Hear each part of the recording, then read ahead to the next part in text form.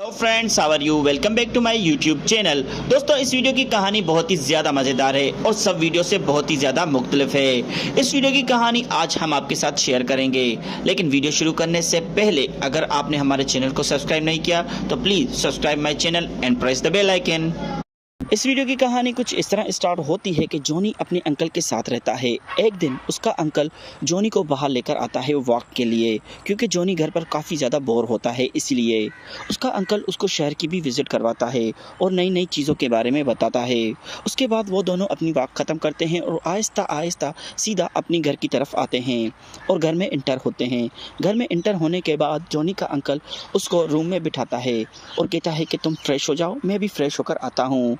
उसके बाद जॉनी वहीं पर बैठ जाता है, लेकिन जॉनी काफ़ी ज़्यादा परेशान होता है और वो बोर भी होता है, लेकिन अंकल से कुछ भी नहीं कहता। उसका अंकल उसको वहाँ पर बिठाकर खुद चला जाता है, लेकिन जॉनी उस जगह पर बैठा रहता है।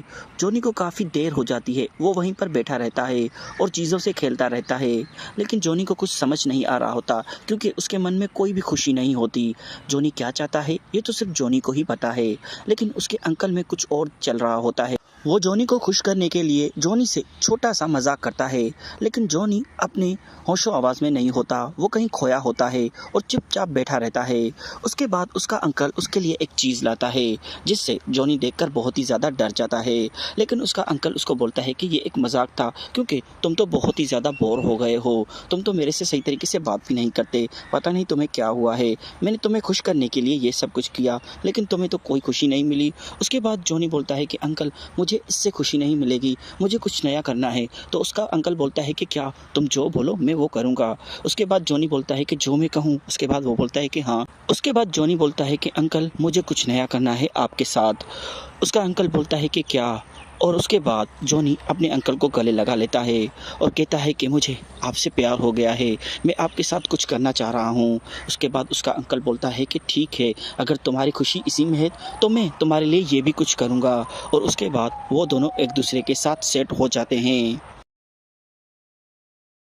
तो फ्रेंड्स, ये थी आज की स्टोरी। फ्रेंड्स, जैसा कि हम आपके लिए एक नए से नई स्टोरी लाते हैं और उसकी कहानी आपके साथ शेयर करते हैं। हर कहानी की अपनी अपनी अलग अलग स्टोरी होती है, लेकिन मौजू वही होता है। यानी कि अगर कोई किसी को भी प्यार करता है या किसी से भी प्यार का इजहार करता है, लेकिन उसको मौका नहीं मिलता, जब भी किसी को मौका मिलता है तो वो अपने प्यार का इजहार कर लेता है, जैसा कि इस कहानी में था। दोस्तों, इन दोनों को भी काफ़ी अरसे से एक दूसरे से प्यार था, लेकिन वो एक दूसरे से इजहार नहीं कर पाते थे।